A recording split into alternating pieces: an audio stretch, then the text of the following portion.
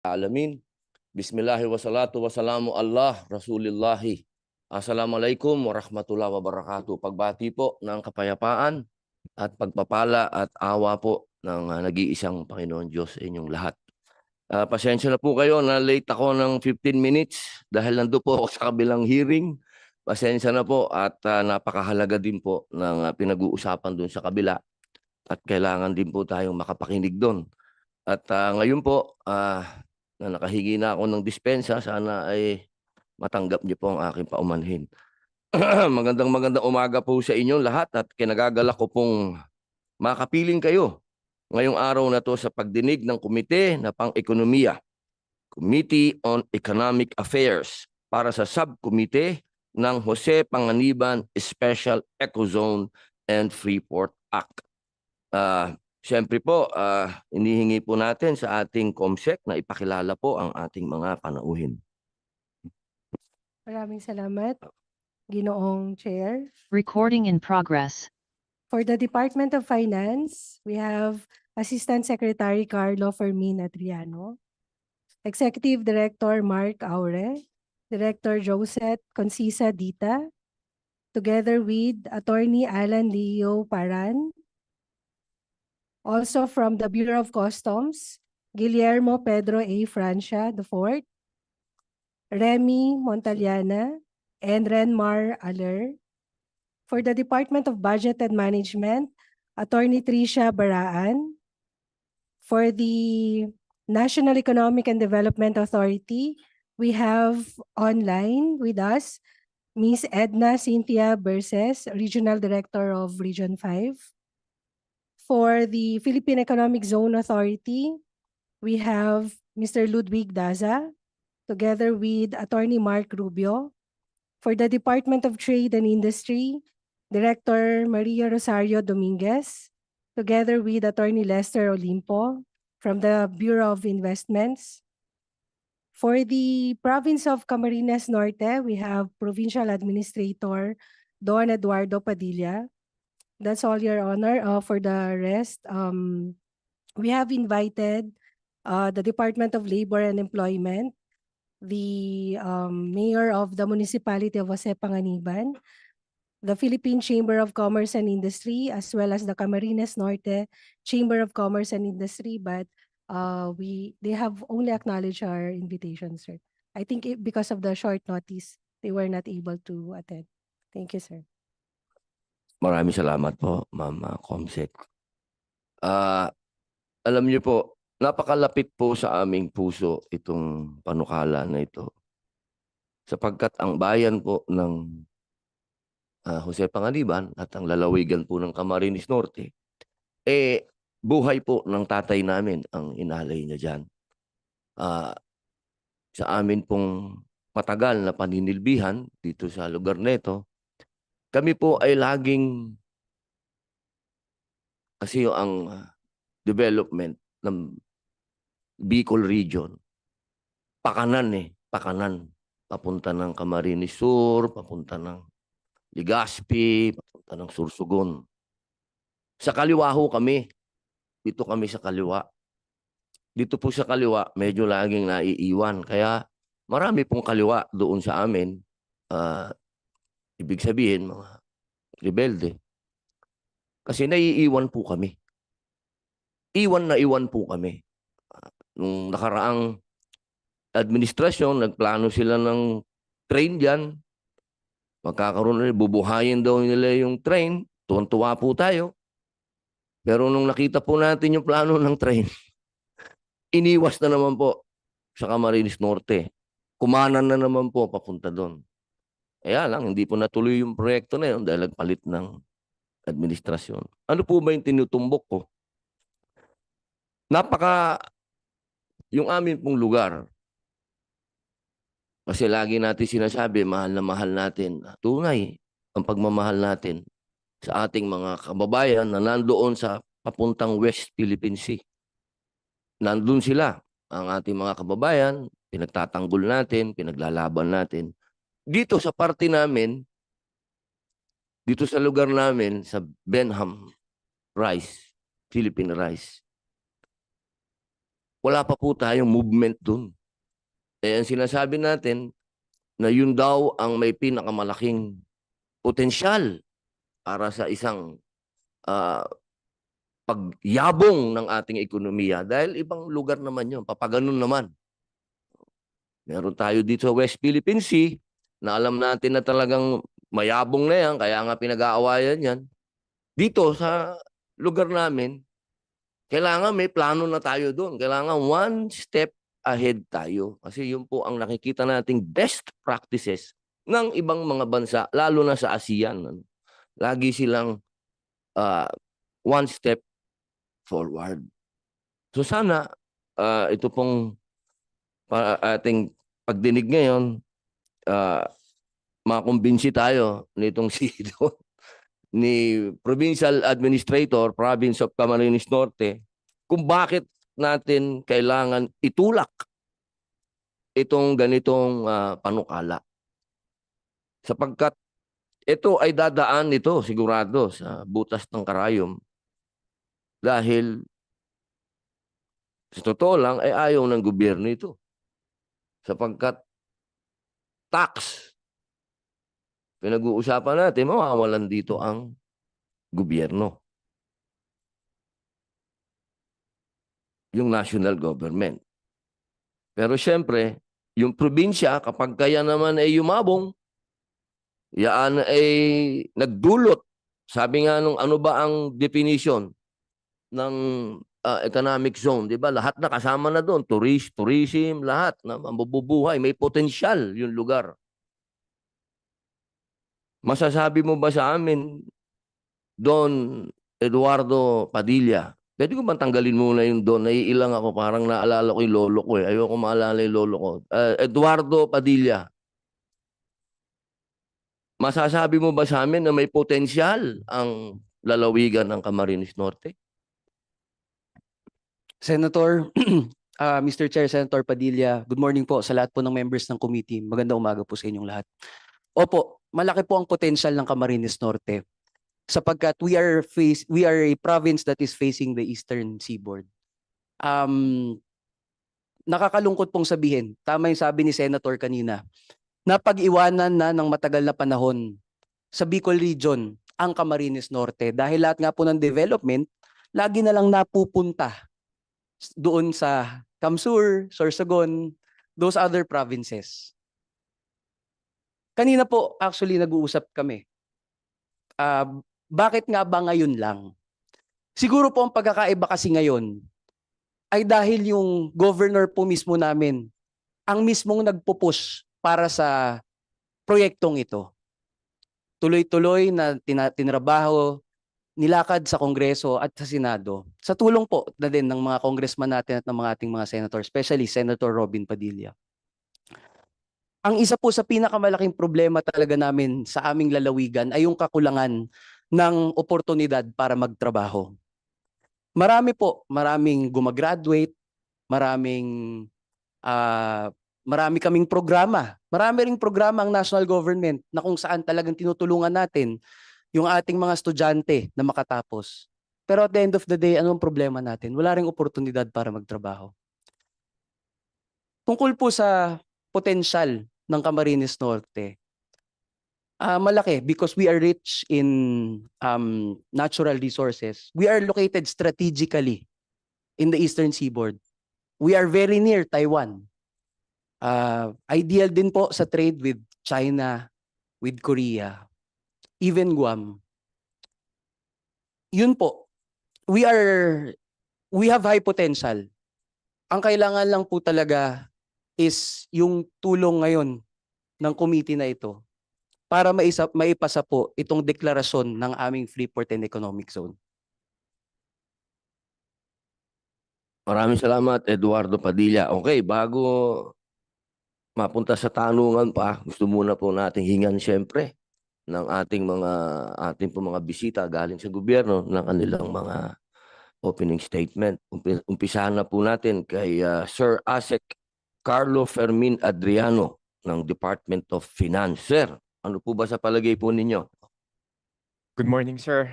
Unfortunately, wala pa kaming signed position paper. kasi na-receive lang namin yung invitation yesterday. But I would like to note the following na lang, sir. Number one, sir, pwede na po actually mag-avail ng incentives yung ating mga businesses as long as they register under with the IPAs or kay FIRB. And then they can avail of the incentives through the CREATE Act as amended by Create More. So even if we have an eco zone or a free port zone, hindi po automatic may incentives kayo. Kailangan nyo po muna mag-apply ng incentives at ma-provide sa'yo yung incentives na yon. Hindi po yung automatic. So actually ngayon po, kahit wala na kayo sa eco zone, wala kayo sa free port zone, you can apply for the incentives. Yun po yung ginawa natin nung Create. Yung pong incentive na yun, parang economic zone na yun? Parang ganun po Yes, ba ang so sinasabi po ninyo? Opo. Technically, ang buong Pilipinas na po parang economic zone kasi kahit wala ka sa economic zone, pwede ka na mag-apply ng incentive. Lahat ng benepisyo. Yes. Aba, napakaganda po niyan. Consistent po Opo. dun sa ating tax code. Nakalagay po Opo. dun, meron pong difference between a domestic market enterprise and an export enterprise. Magkaiba po yung incentives, but technically, they can be provided with incentives. As long as pasok po kayo dun sa tinatawag na strategic investment priority plan. Nandun po yung listahan ng mga sektor na pwede pong mag-apply for incentives. Okay, salamat po, Asek. Nadinig niyo po yun, Eduardo Padilla, yung pong sinabi ng ating Department of Finance na hindi naman daw kailangan ng eco-zone. Makukuha na raw po niyo yung benepisyo doon sa bagong batas ng panahon ng administrasyon ni Pangulong Rodrigo Roa Duterte na inamendahan ngayon lang uli yung Create Law na sinasabi na pareho ang benepisyo. Ano po ang masasabi niya? Nabasa niyo na po ba yung bagong amenda na Create Law? Kakapasa lang nun. Opo, nabasa ko na po yung, hindi ko nabasa yung pinakabuong batas ng Create Law. Napag-usapan na po namin. Pero Benepisyo pa ng economic zone maliban doon sa mga nasa Create Law na gusto ninyong ma-achieve diyan sa Panganiban at sa Camarines Norte. Ano pa yun? Ano pa ba yung wala? ang pinaka layunin po kasi talaga kung bakit talagang pinupush namin economic zone is to attract investors by having a location that is really ideal and also with the incentives. Opo. Okay, thank you. Hindi po pwedeng sabay yun? Ay, yung creation po ng eco zone does not translate na magkakaroon kayo ng incentives. So kahit may eco zone, nag-ooperate kayo sa eco zone, kailangan nyo pa rin mag-apply for incentives. So pupunta kayo sa IPA kapag 15 billion and below yung inyong capitalization, kapag 15 billion above kay FIRB po yon. So mag-a-apply pa rin kayo. Hindi po automatic yon na kapag may eco zone, may incentives ka na. Wala pong ganun. Tapos I would like to note na may dalawa pong eco zone po ngayon sa Jose Panganiban area. One po under Presidential Proclamation number 508 series of 2003. Ito po ay proclaim but not yet operating itong eco zone na to.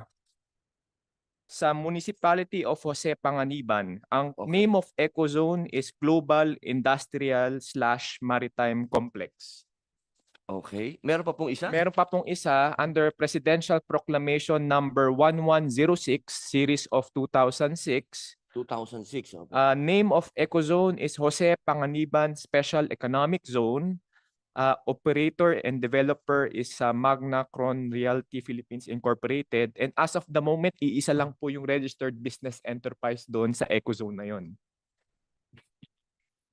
So, Sir Eduardo Padilla, meron raw pong dalawang eco zone.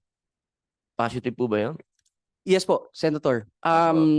Actually, meron pa po yung 30 hectares na naka-declare.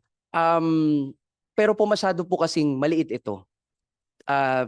Sinubukan na nating ilapit yan sa mga potential investors. Pero ang laging sinasabi, masyadong maliit yung 30 hectares na yan.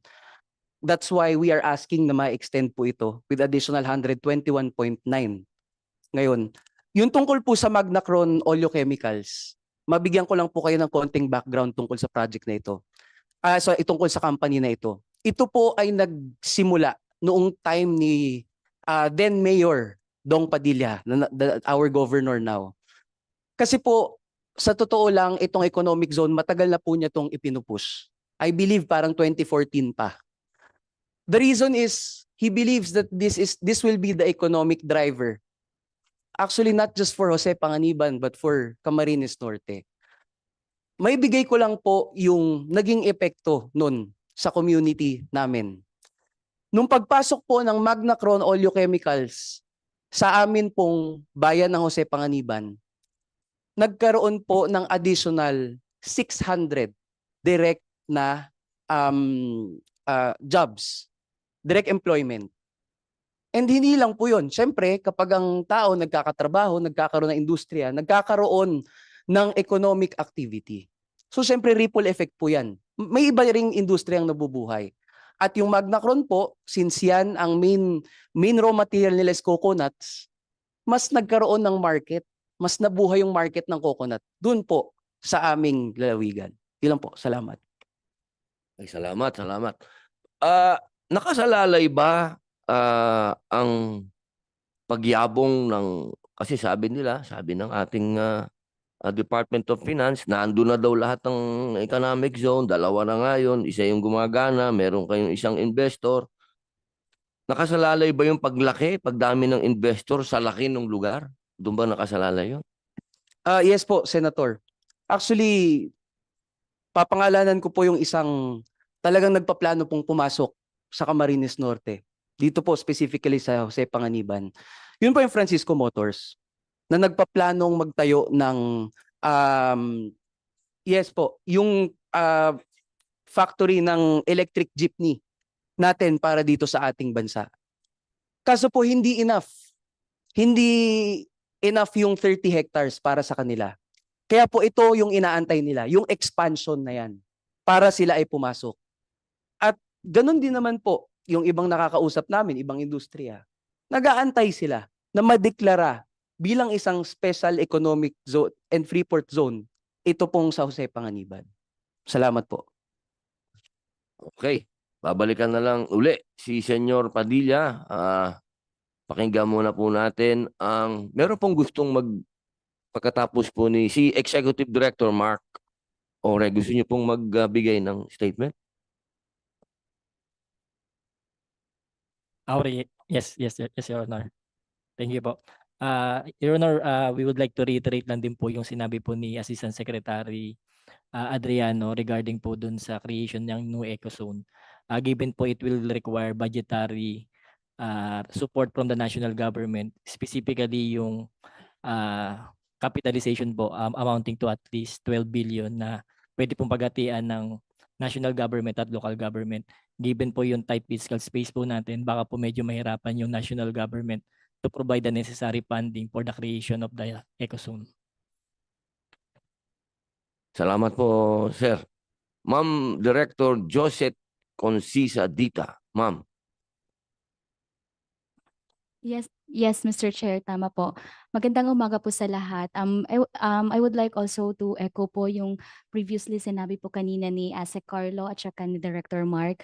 And again po, currently po with the amendment po of the tax code by tinatawag po natin Create More, mas naging enhanced pa po, as generous pa po yung incentives na ibibigay po ng gobyerno sa lahat po ng namumuhunan dito sa bansa, regardless kung saan po kayo located. So kahit located po kayo inside the ecozones or located po kayo sa labas ng ecozones or free port, available na po sa inyo ang enhanced incentive package na ito, provided po na ang industry po natin or yung sector na kinabibilangan po natin ay identify or nakalista po doon sa tinatawag natin na Strategic Investment Priority Plan na fino-formulate po currently ni Board of Investments in consultation po with the FIRB, other investment promotion agencies po, kagaya po ni PEZA and the private sector.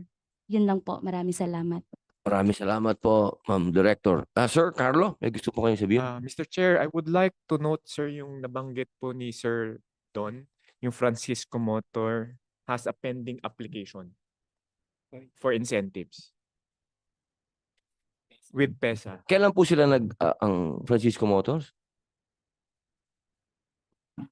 The application po has been endorsed to the Fiscal Incentives Review Board Secretariat sometime end of November po. Currently po ongoing po yung December 3 po pala. Currently ongoing po yung evaluation ng FIRB Secretariat sa application po nila. Okay po, salamat po. Salamat po, ma'am. Hey, Sir Don, yung ba may kinalaman yon sa Jose Panganiban, yung pag-apply nila ng insentibo ng Francisco Motors? Sir, sa Jose Panganiban din po ba ito? Yes po, yes, Oo. yes. Sir, gusto niyo po magsalita? Sir Ludwig Daza, sir. Opo. Magandang araw po, Senator. Yung pong application ng Francisco Motors, in-approve po siya ng PESA board last November board meeting to locate in Jimco Industrial Maritime Complex, which is one of the two eco zones existing now in Jose Panganiban, kasi yung isa is the Magnacron or the Jose Panganiban Special Economic Zone, na ang nag-iisang locator is Magnacron into coconut-related products.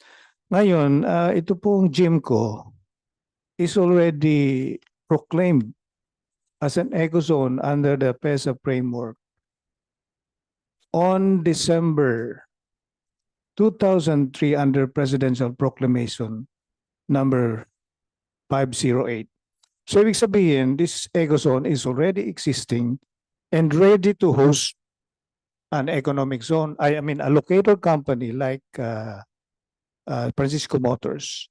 Now, according to Don, this area is so small.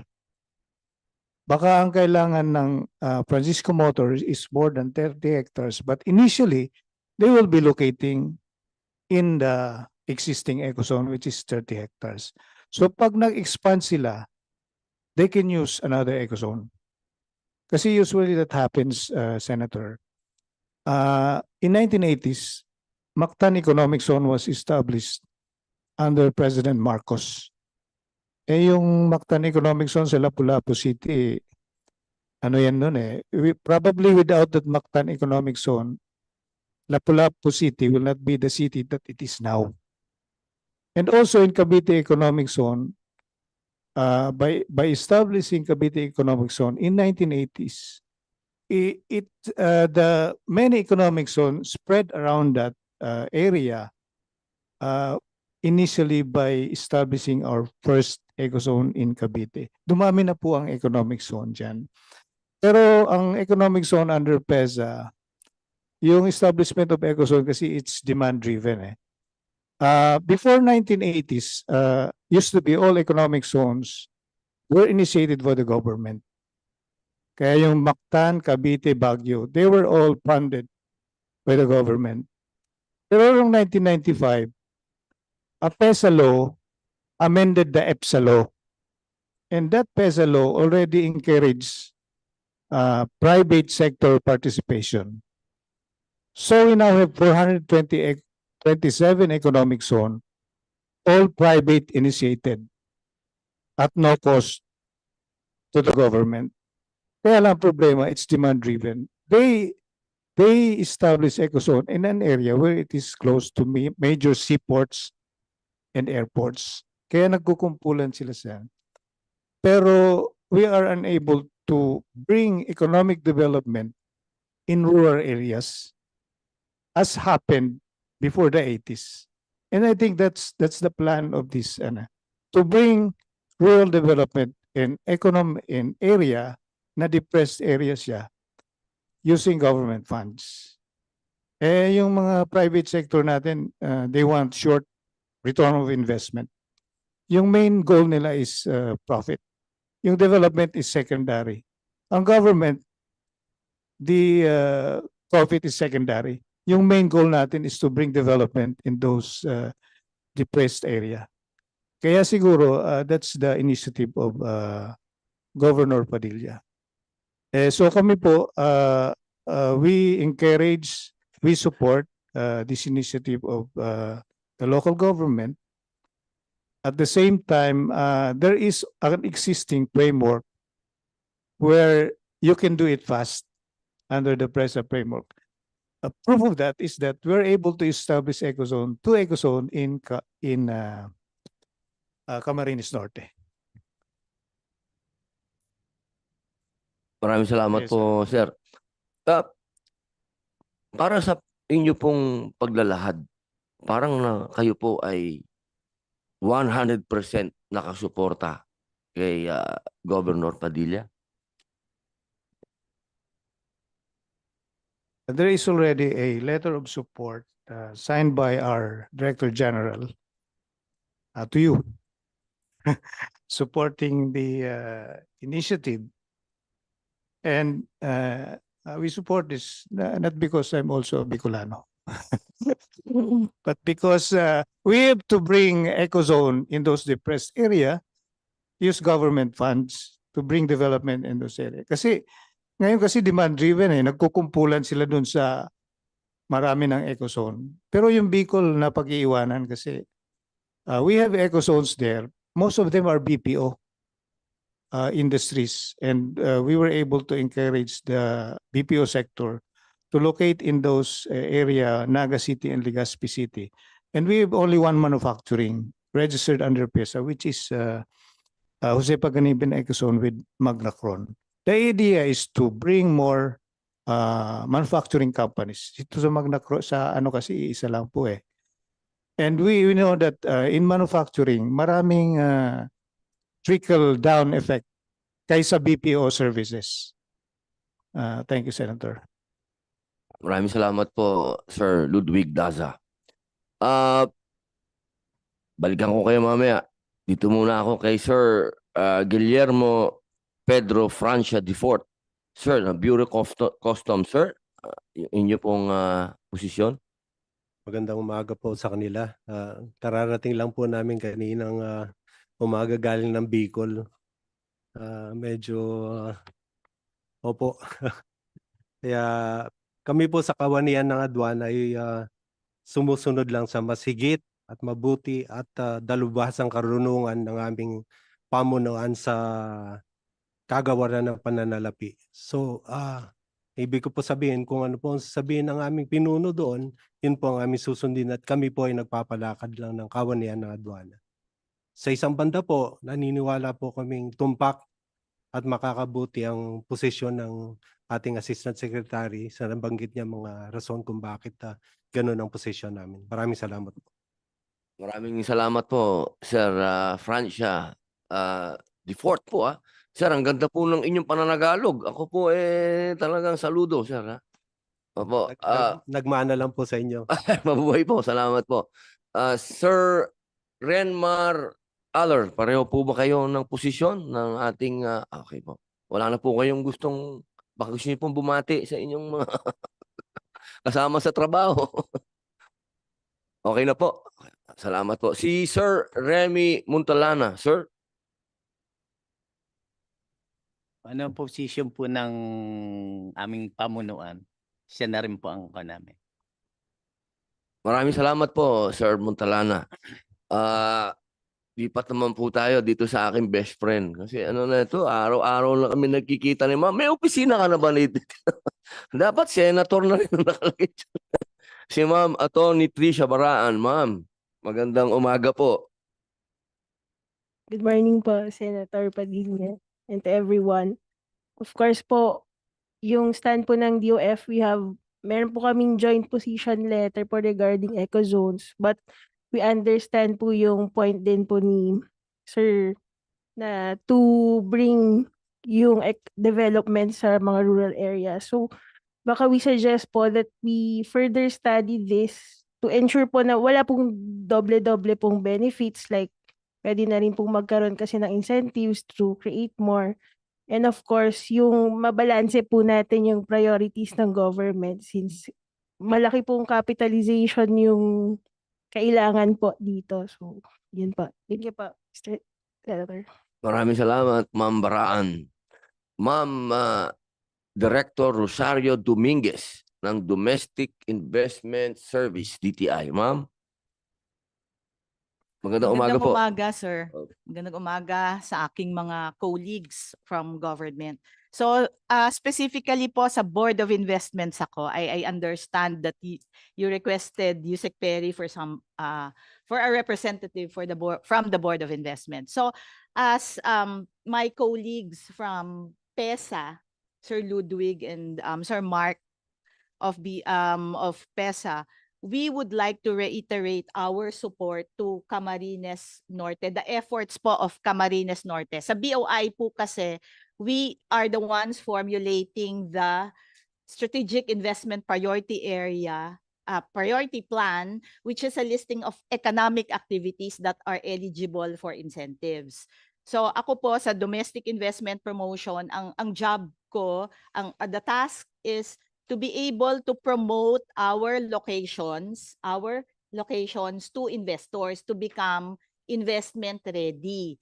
So tayo po ay hindi po porke tayo ay nasa rural area, hindi na po pwedeng mag-attract ng investments because ang experience ko po, personal experience namin sa BOI is the more information that you give to your investor, like yung cost of doing business, what are the infrastructure, ano yung mga available na resources, resource mapping, nako-convince po namin na mag-invest sa inyong area. So in terms of what our colleagues from DOF is saying, opo, kailangan talaga may balanse tayo ng opportunities and revenues for GAN. So kung hindi man po tayo create immediately nitong bagong economic zone, katulad po ng sabi nila, pwede naman pong mag-avail ng incentives because the incentive regime right now covers all investment promotion agency. So kahit saan ka mag-locate, kasi si BOI po, hindi po siya location specific. So anywhere, wala po siyang pinipiling location, basta yung activity mo is under the SIPP, which kasi po meron kaming investment profile ng Cam Norte. Dinidevelop din kasi namin yan together with your Lady Pos, Sir Don, because we would like to provide information dun sa mga dumadating na investor. Ito po yung mga choices nyo ng investment location. Like, I note, Sir Don, yung sinasabi mo kanina, strategic location. Yes, kasi next to Quezon, kayo yung susunod. So you are dubbed as the gateway to the Bicol.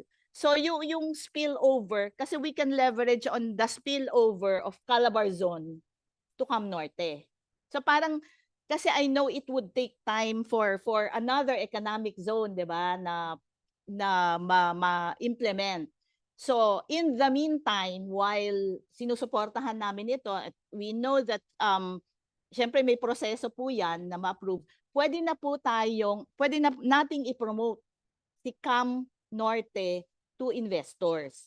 The BOI would like to work with Sir Don, if you will permit us to work with you in coming up with a value proposition to promote Cam Norte, because we work closely also with PESA. Pag nagpo-promote po kami sa investor o pag may pumupunta na investor dito needing, minsan kailangan nila 50 hectares, hindi man kailangan special economic zone, sir. Kung etong land na to ay industrial, kahit hindi siya eco-zone, pwede nating i-offer sa investor. Yun lang po yung position namin. We will fully support your initiative to promote Cam Norte as a very good potential to investors. And sir, yung mga na-mention ng Lady po ninyo, yung economic officer po nila, light manufacturing, yung mga pinopromote ninyo, light manufacturing, agri, it's here eh.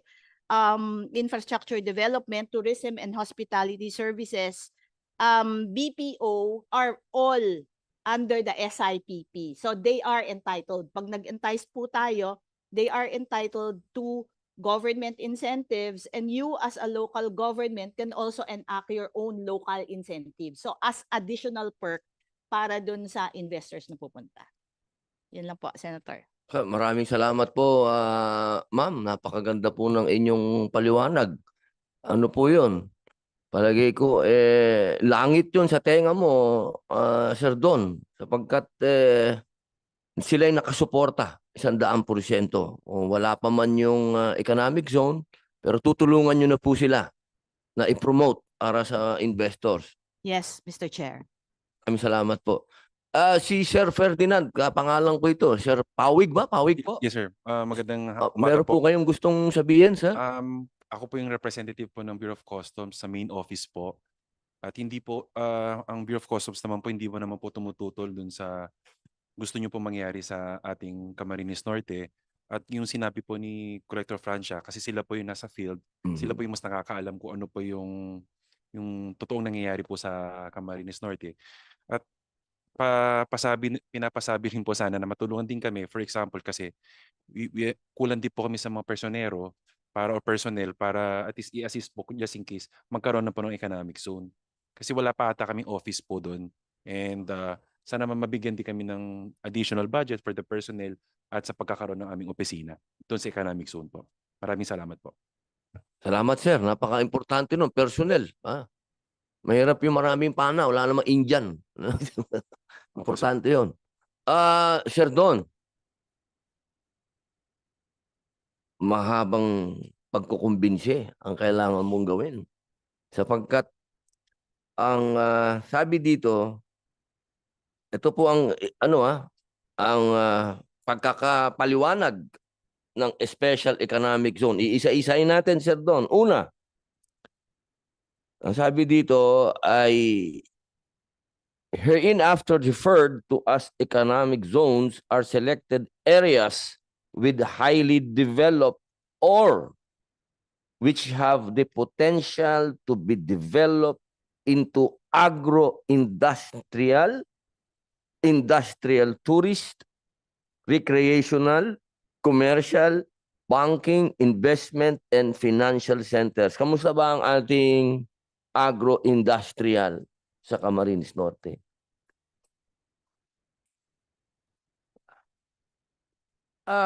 Senator, agro-industrial. One of our main source talaga is agriculture. Opo. Actually, ito din po. Speaking of that, alam nyo po, ang isang rason din talaga kung bakit pinaglalaban namin itong economic zone. Dahil nabanggit nyo na rin po yung tungkol doon. Alam nyo po, marami kami, dahil kami ay may mga coastal towns, may mga coastal barangays. Hindi kami just landlocked eh. Ang isa sa pinakamalaking problema talaga naming hinaharap ay yung maraming kaming mga kababayan na umaasa sa fishing. Ngayon, alam naman natin, yung mga nasa fishing, yung mga fisher folks nating kababayan, karamihan talaga isang kahit isang tuka. So sa panahon ng amihan, panahon ng bagyo, marami po ang hindi nakakalabas. Pag maraming hindi nakakalabas, walang pagkain. Ngayon, bakit ba?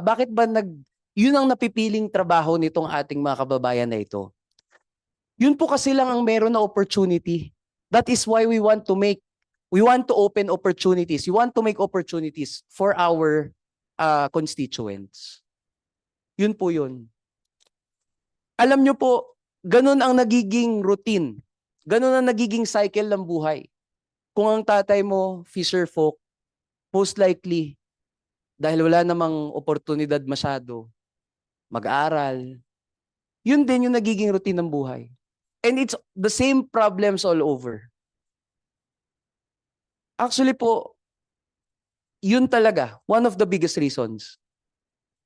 Kasi anong gagawin natin sa tuwing malakas ang ulan? Magbibigay lang tayo ng ayuda. Parang hindi naman po kasi tama yun. According po sa Special Economic Zone Act, Republic Act number 7916, the government shall actively encourage, promote, induce, and accelerate a sound and balanced industrial, economic, and social development of the country in order to provide jobs to the people, especially those in rural areas, increase their productivity and their individual and family income, and thereby improve the level and quality of their living condition through the establishment, among others, of special economic zones in suitable and strategic locations in the country, and through measures that shall effectively attract legitimate and productive foreign investments. Yun lang naman po ang hinihingi namin. Ang hinihingi po namin talaga, hinihingi namin itong suporta na ito sa inyo. Dahil ang Camarines Norte nga po, uulit-ulitin ko, napag-iwanan na po kami ng matagal na panahon. Kaya po, gayon kung titingnan ninyo, ano ba ang proyekto ngayon? Airport, malapit na pong simulan. Seaport, sinisimulan na. Malaking bagay din po yung SLEX TR5 sa amin.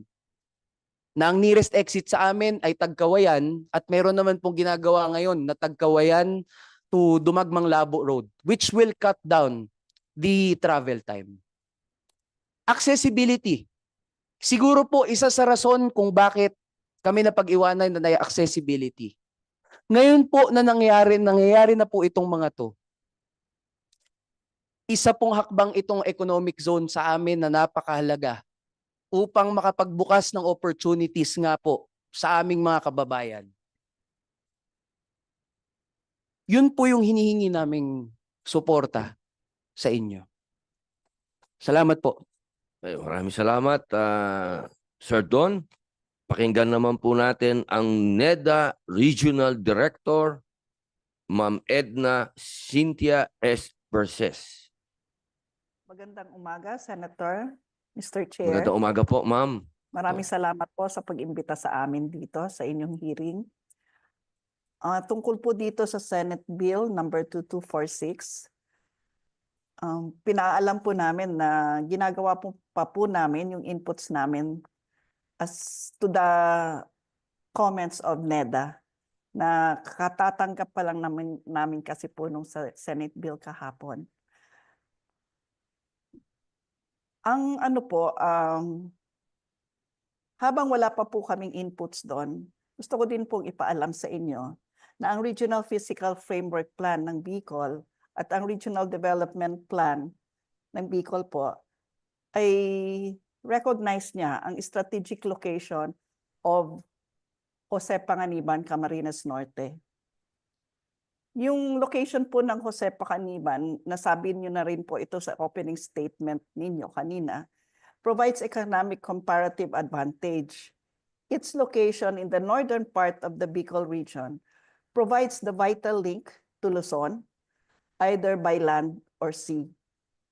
The ongoing modernization of the Jose Panganiban port being managed by PPA is expected to handle export cargo and RoRo operations. It will link Luzon via Jose Panganiban Port to Mauban and Infanta Quezon, Kasiguran, Aurora, and link with the Cagayan Special Economic Zone through Santa Ana Port in Cagayan. Jose Panganiban Port will also serve as the major transshipment from Jose Panganiban Economic Zone, kung magkaroon po tayo.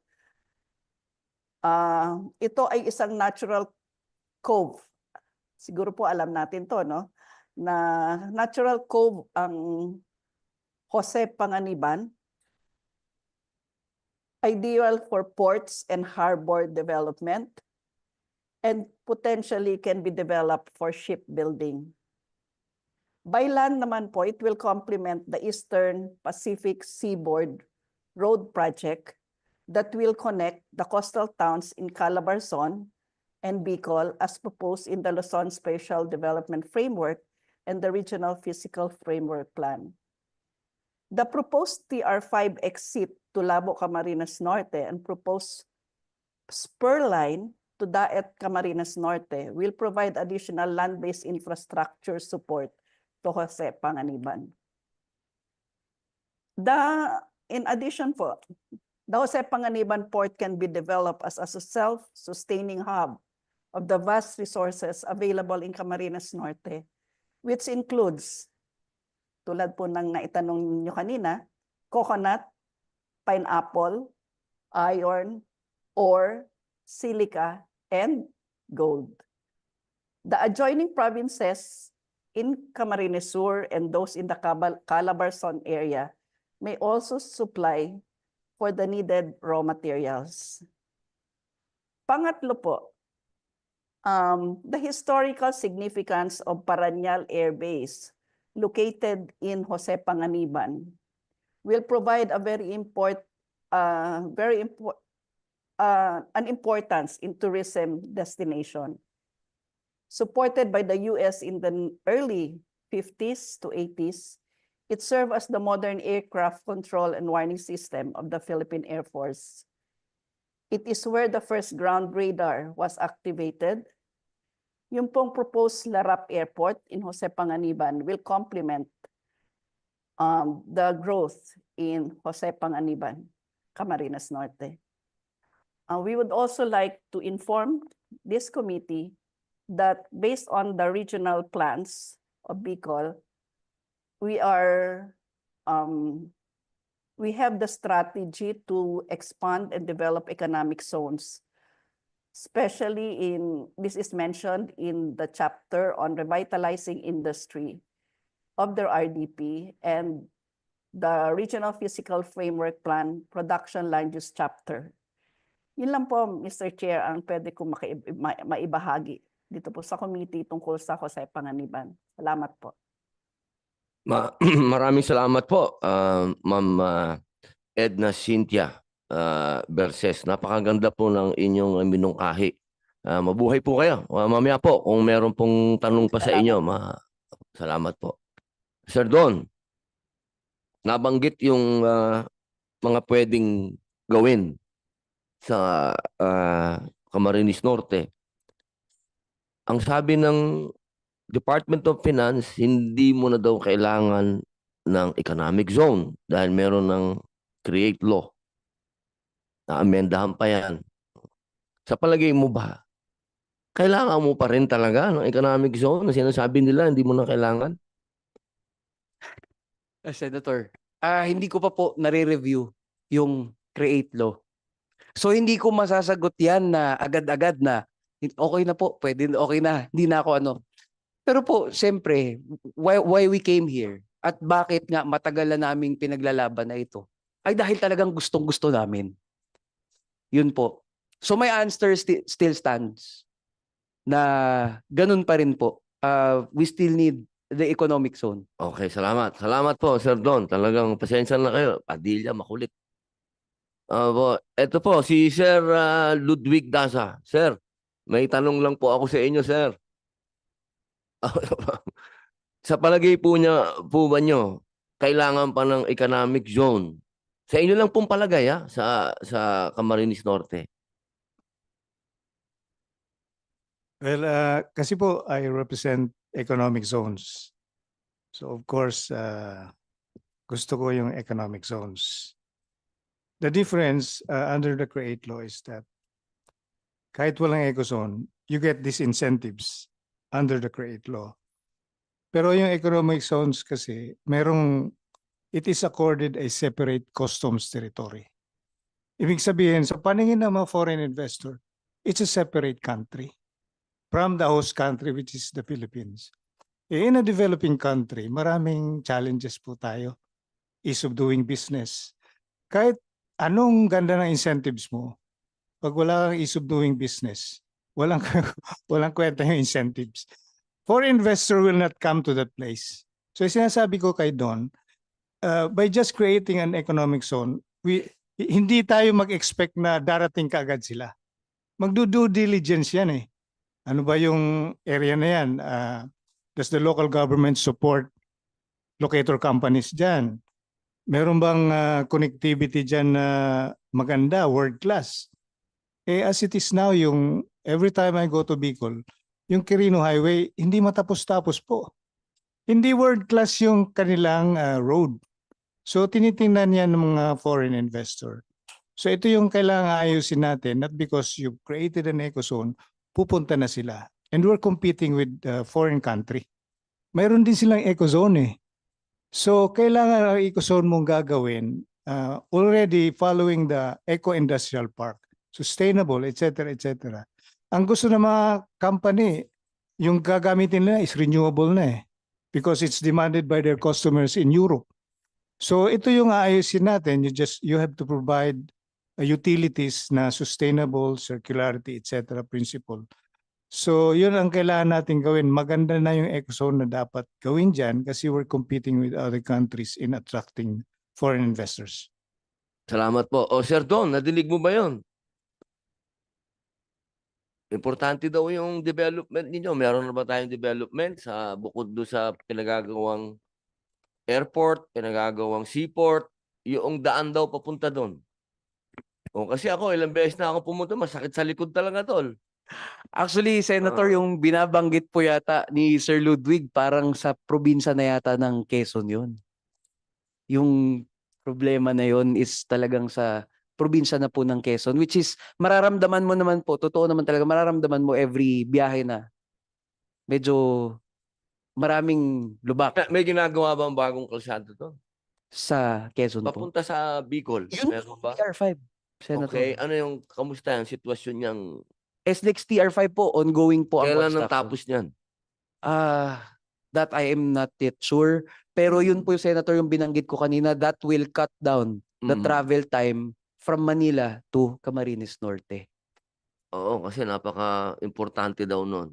Oo. So, ilang gaano ba katagal bago makapagpa-approve ng economic zone? Halimbawa po, hindi kumontra yung ating mga kababayan.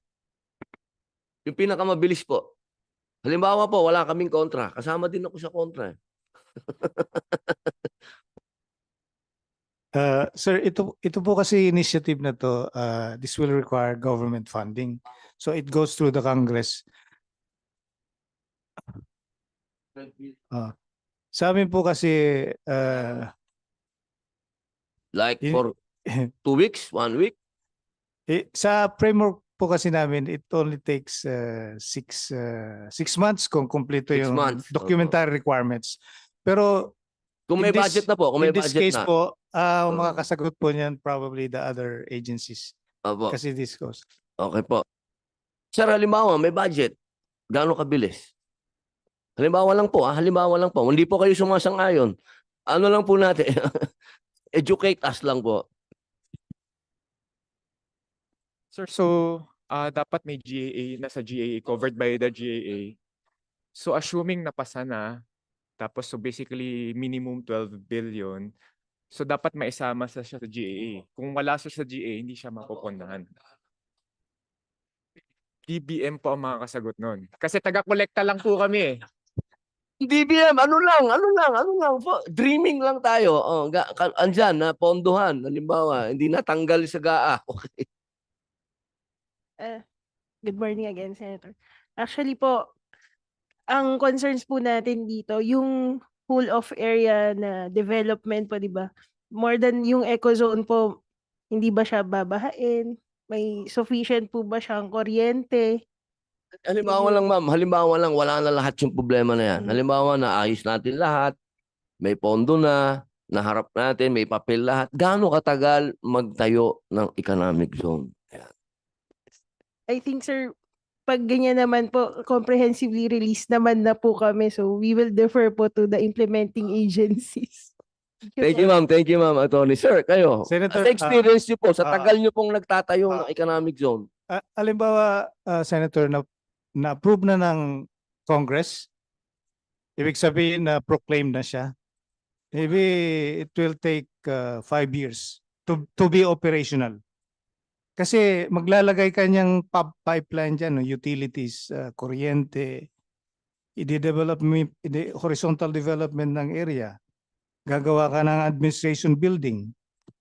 So hindi mo na pupunta dyan yung mga locator companies hanggang parang plug and play ba? Ready na sila na mag-operate.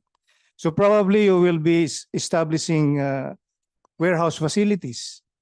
Yung facilities na pupunta na lang doon yung kumpanya.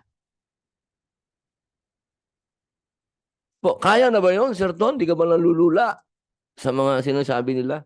5 years, development plan, everything. Meron na, halimbawa lang. Di natin sinasabing meron na. Halimbawa lang. Nandyan na. Kaya ng Camarines Norte yun? Gawin? Hindi kayo mabigla?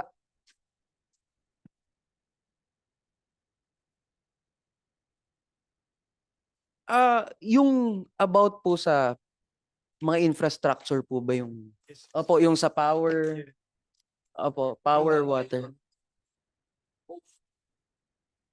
Tungkol po sa power, we are facing challenges. Pero kahit ganun, actually meron na pong yung nagtayo na ng Metmast and ano na, medyo malapit-lapit na doon sa, kumbaga, yung pagiging sure na magkaroon ng wind power sa Camarines Norte, which will help with the power needs of our Magkakaroon na kayo nun? Magkakaroon na kayo ng... malapit na po, malapit na po. Malapit nang matapos yung schedule nung sa Metmast, which is nung nakausap naman namin yung investor, ang sabi, hindi naman namin yan, tatanggalin namin yan kung sa simula pa lang hindi okay. Marami na rin po ang naglalakad ngayon actually.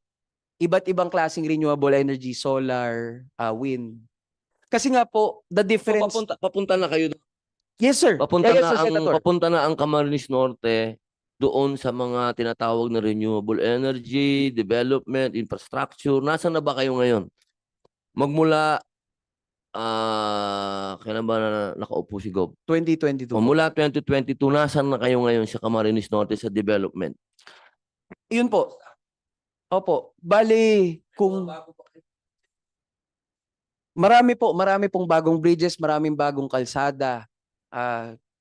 Marami pong, yun nga, isa na po yung airport sa pinagmamayabang natin na malapit nang magsimula, yung seaport na nagsimula na, Coliseum, marami po. Marami talagang mga projects ngayon. At ito, paghahanda ninyo para dyan. Opo, yun yung mga paghahanda namin. Including na rin, banggitin ko na rin, yung nasa third reading na rin po yung updating ng aming local incentives, local investments and incentives code. Dahil nga po talagang nandun yung direction namin doon sa pag-attract ng investors. That is why pinupush nga namin po talaga itong economic zone. Pwede ba pansamantala habang nag-aantay kasi mukhang dadaan ka sa butas ng karayom dito? Habang tumatakbo yan, pwede nyo nang pag-aralan yung Create Law? Pwede nyo bang tulungan ng Camarines Norte doon? Mr. Chair, yes. Pwede naman po, pwede kami magkaroon ng briefing with them kung kailangan nila. Mr. Chair, I would like to point some few things. Kasi ang tanong nyo, kailangan ba talaga?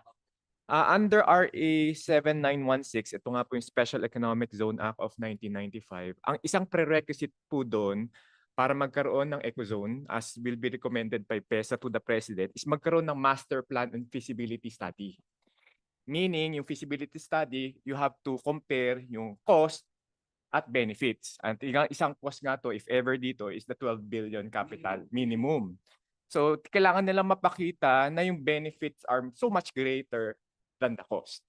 Now, with regards to the separate custom territory, sir, we agree in other jurisdiction, yung separate custom territory, it's like a separate territory talaga. It's not part of, for instance, ng Philippines. Pero dito po sa atin, hindi na po ganon because of train and create. Meaning, kahit may separate custom territory ka, you are still subject to all the taxes except kung meron kang incentives under the create law. Nandun din yun. As mentioned, sir, kanina, yung special economic zone, hindi automatic po incentive. Kailangan ka muna mabigyan ng incentive ng gobyerno so that you can get this custom duty incentives, this VAT incentives as well. So hindi na po automatic. Sa atin pong jurisdiction, unfortunately, yung separate custom territory, hindi na po parehas katulad sa ibang country na talagang separate, literal separate. So yun po yung mga... Sir, may tanong lang po ako, Sir Asek. Kasi binanggit po kanina ni Sir Ludwig na kaya masayang balita sa ating mga investor yung separate yung customs. kasi parang mas bumibilis yung kanilang pag-uusap. Diyan po sa ating bagong law, create law, mas bumibilis po ba na natanggal na natin yung extracurricular connivance? Opo. Sir, so ang one as mentioned by our by our colleague from PEZA, ang isa na nga pong main advantage of having an eco zone is the ease of doing business. Kasi basically, instead of going to the LGU for the permits, you go to the authority and the authority siya na bahala sa'yo. Yun po yung main advantage niya. However, in the Create Act as amended by Create More, naglagay po kami doon ng isang tax for the LGU, which we call the Registered Business Enterprise Local Tax. Na basically sinasabi doon a maximum of 2% of gross income na yun na yung magiging share ng LGUs in lieu of all local taxes and fees and charges. So basically, basta magbayad ako ng 2% na yun na yung share ng LGUs. Kasi isang problema po ng businesses with regards to ease of doing business, the LGUs can impose any tax or fees and charges to them. And sometimes medyo hindi na po talaga, kumbaga over and above na talaga yung some of the fees and charges. So yun po yung isang innovation under Create More. We have that provision of a registered business enterprise local tax. But take note, sir, to be able to avail of that, what we call RBELT, kailangan mo muna mag-grant ng incentives ng national government. So yun po, lahat po nakakabit yun sa pag-grant sa iyo ng national government ng incentive. So kahit nasa eco zone ka, pero wala kang incentive, hindi ka nabigyan ng incentive, wala lahat yun. Palagay niyo po, sir, tapos na po kayo? Matatanong ko lang po, sir. Sir Ludwig, ayun po, okay po ba sa inyo yun? Yung pagkakapaliwanag po para sa EcoZone? Okay po ba yun? Mas bumilis po ba? O mas nadagdagan? Yung separate customs territory, two things kasi yan eh. I agree with ASEC na pag sinabing separate customs territory, there is an existing ease of doing business system na, for example, in PEZA, kung mag-i-import ka ng raw materials to use in your manufacturing of finished product, electronic na yung sa amin eh. So, meron kaming sistema doon na we provide ease of doing business. Pero yung sa tax, we believe na yung Create Law did not amend specifically or explicitly na wala nang separate customs territory kasi separate customs territory related yung VAT principle dyan eh. So pag pumasok siya doon sa separate territory like EcoZone, it's like going to another country. Walang VAT charges yung mga local purchases ng aming companies. Oh, salamat po, sir. Ano lang po kami ng 1 minute suspend lang para makakain po kayo. Kain muna po kayo. Kain muna po kayo. Nakakalimutan natin yung mga pain in our hearts. Sabi nga nila. Okay. Ngayon, you're in pain. Pero alam niyo, yes sir, magandang tanghali po. Atin pong kilalanin ang pagdating po ng aming idol, ang anak ng masa, JB Ejercito, Senator, ang tunay na rider. Sir, magandang po.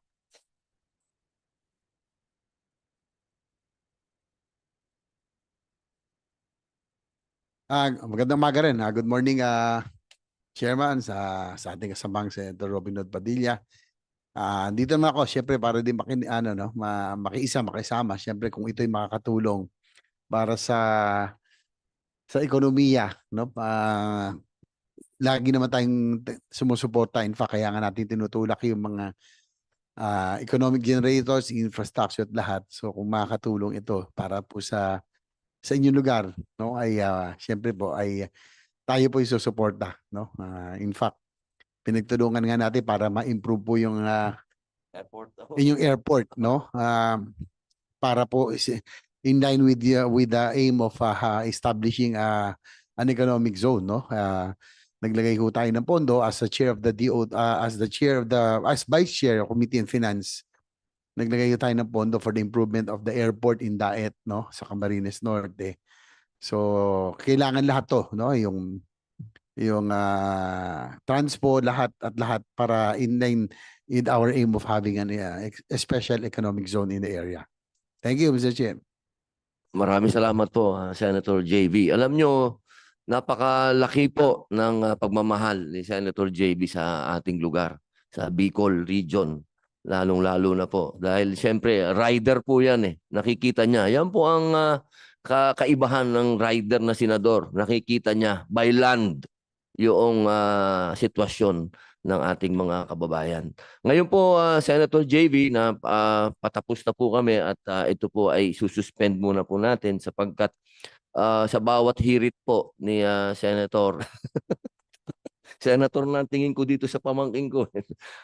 Pamangkin, talagang barado ka ngayon dahil binabanggit ni Asek Carlo na talagang may bagong batas na kailangan natin pag-aralan. Opo, may mga bagong batas na pinapasa po natin, both houses, para makatulong po sa ekonomiya natin. At naniniwala po kami na itong batas na to kailangan natin pag-aralan. Kaya antahin po namin yung IRR.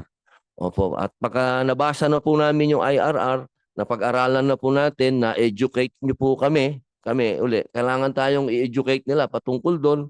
Kasama po natin si Sir Ludwig Dasa kasi ang ganda-ganda po nung sinabi ni Sir Ludwig kanina na ang economic zone para siyang hiwalay na customs, yan ang gusto ng ating mga investor. Sinabi naman ni Asek Carlo, hindi na ganyan ngayon. So marami tayong dapat pag-aralan muna. Mag-enjoy muna tayo ng holidays natin, pagbalik natin, tsaka ka bumawi. Medyo bugbog sarado ka ngayon. Isa lang po ang masasabi. Sir, mayroon po kayong sabihin? Opo. Sir, gusto lang po namin linawin yung position po ng DOF. Hindi po kami tutol sa pagtatayo po ng economic zone. Ang tutol po kami doon sa pag-create po ng panibagong investment promotion agency na nangangailangan ng pondo.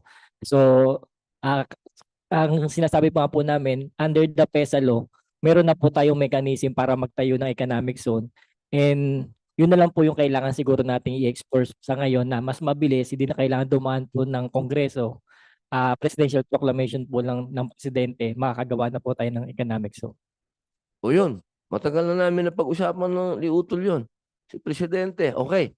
Ibang issue na yun. Basta sa ngayon, tandaan natin, mga mahal kong kababayan, yung sinabi po kanina ni Director Rosario Dominguez, napakaganda po nun. Ang Camarines Norte, ang Panganiban, ang gateway ng Bicol. Napakaganda po nun. Wala nang gaganda pa doon. Galing Quezon. Kaya ko po nababanggit yan dahil ako po, hindi ko naman po pinagsisinungaling. Once upon a time, tayo po ay namundok. Tayo po ay nakasama natin ng mga rebelde. Alam po natin ang takbuhan. Magmula yan pong Sierra Madre na yan, mula Quezon, pabagsak sa Bicol po ang withdraw. Kasi doon, nakikita ng mga rebelde na ang mga tao naiwan kami. Kaya doon po ang nagiging takbuhan. Kaya napakaganda po na kung madidevelop po natin ang Bicol, ang Camarines Norte, ang Jose Panganiban, dahil yan po talaga ang totoong mensahe ng kapayapaan. Kung gusto po natin talaga na tumahimik ang ating bayan, kailangan po yung mga lugar na alam po natin na doon talaga. Hindi naman po kami sa Bicol ang rebelde, doon lang po ang takbuhan. Kaya po siguro kung mawawala na ng takbuhan nitong mga ibang mga rebelde at makikita po nila na kami ay develop na ron, siguro po magiging tuloy-tuloy na po ang pagtatapos ng rebellion sa bayan natin. Yun lamang po, maraming salamat po sa inyo. Sususpend muna po natin ang pagdinig na to. Maraming salamat at happy holidays po. Mabuhay. Salamat po, Senator JV. Baka meron po kayong... Boss po. Pasalamat din ako kay Senator Robin Hood Padilla. Anyway, ang Bicol ay sabi ko nga, hindi ko rin matanggap ng Bicol region i-considered one of the poorest regions. Napakayaban sa natural resources, sa tanawin, di ba, na ang lupa. Kaya lang siguro because of the distance, yung parang isolated siya. Kaya nga aside from the airport na ating pong sinulong nung budget ng DOTR, nung budget hearings na ako po nagdepensa, pinupush pa rin natin na sana matuloy na yung South Long Haul, yung pong dating Bicol Express. Yan ang magpapabuhay sa ekonomiya ng Bicol, no? Not only for as commuter but also as cargo, no? Siguro maalala mo St. Robin Hood, si Nora Honor nga diyan nga nakilala eh, 'di ba? Sa Iriga nagtitinda ng kape. Sa Bicol Express, ngayon pagkain na lang ang Bicol Express, hindi na alam ng tao. So hopefully nilagyan pa rin natin ang budget ng South Long Haul para sana kung meron pong mag-take over doon sa, kasi na-cancel yan eh, sa Exim Bank medyo mataas, hindi nagkasundo because of the China issue. We're hoping na merong mag-take over para matuloy na yung South Long Haul project, no? Para mabuhay po ang ekonomiya ng Bicol. Salamat po.